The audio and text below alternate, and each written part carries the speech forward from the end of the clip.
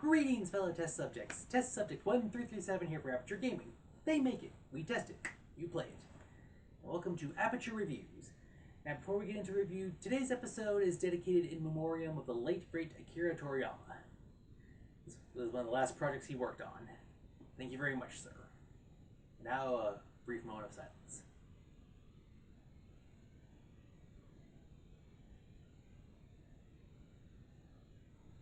Yeah. So, today's episode, we are reviewing the game SandLand. Yeah, so, here's what. Interesting history with this game, and the series and everything leading up to it. So, without further ado, let's get into the review, shall we? Series.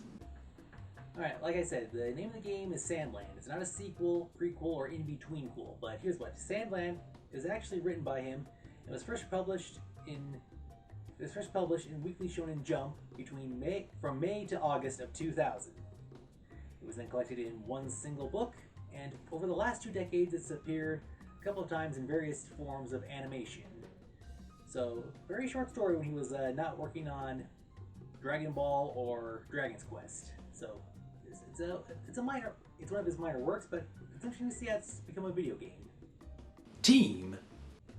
This game was developed by ILCA and was published by Bandai Namco Entertainment. Plot.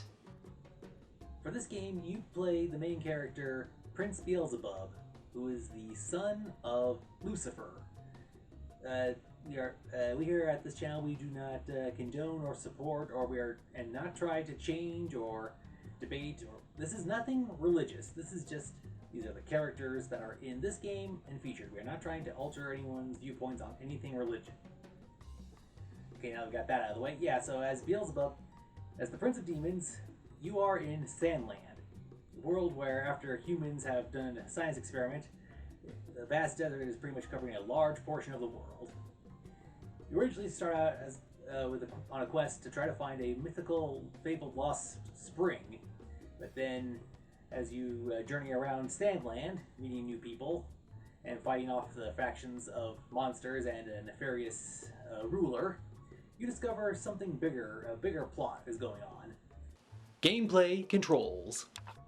And you fight in 2 different ways. You can be on foot, and with your party members, you can have them help you in combat, or you can fight while in special vehicles. You can go around either in a tank or a jumping robot, or there are many different robot pieces that you can equip and use to travel and combat in the game. It's an open world game where you explore around. You can find towers to reveal hidden locations. You find a location and you can use it to send people to recruit to a village.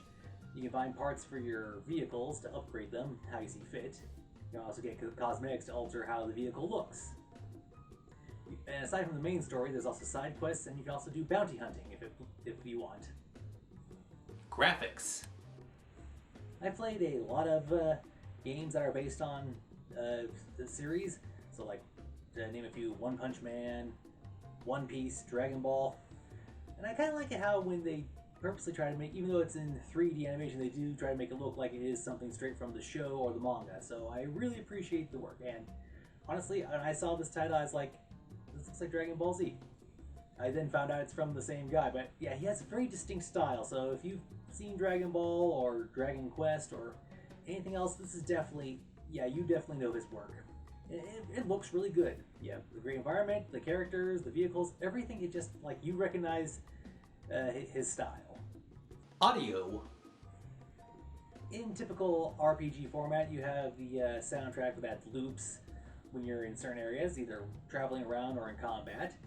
And here's what the characters, not everything is in spoken dialogue. There's some, it's weird, like when you act with certain characters, you get a full back and forth, fully voiced conversation.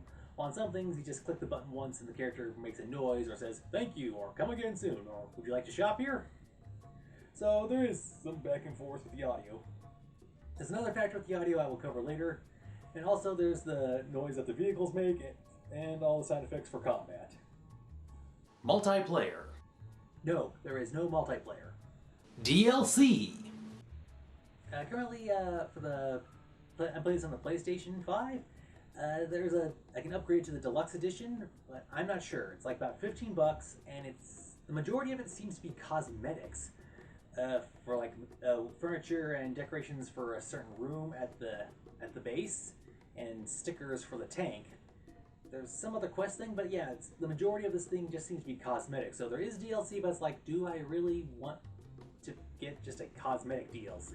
So at least you know it's out there. Issues. Alright, so technically there is nothing wrong with the game. It plays well. I do have just like one small gripe.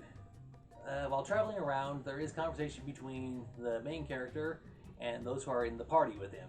It seems to be, I guess they didn't want there to be too much dead air, so like you'll hear the same conversation over and over again while either on the open desert or while you're traveling around inside a mission area.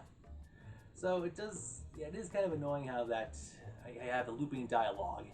I can't tell if it's just to hold up the dead air or if there's a problem or something. I can't quite tell. Also, while I was in foot combat, outside of foot combat, when I leveled up my character, I unlocked some abilities of two of my people in the party. And apparently, instead of them just automatically helping you, like several other games, it requires an actual button queue. So that's an annoying little thing. It's like, but come on, you have to have a button queue for everything? It's one of those things where sometimes the game trying to figure out, do we have them automatically help or do we have the player help? I guess it depends on the game, varies by case basis. But aside from that, the game plays well and everything looks good, sounds good, plays good, but yeah, just only a few minor things here and there. Buy, rent, or pass. I enjoyed playing this game. I'd say this is definitely a buy. So if you're a fan of, like I said, of Dragon Ball Z, Dragon Ball franchise, or the Dragon Quest franchise, and you want to see, I just think it's interesting how his work from roughly 20 plus years ago finally got its own video game. And like I said, it was weird having a sporadic series of animated works over the last 2 decades. So yeah, I'd say it's a definite buy. Overall score. Yeah, so it's an interesting game. I like the way it looks, the way it plays. It has a good story. It's interesting how it goes between being on foot, vehicles, and foot combat versus vehicle combat.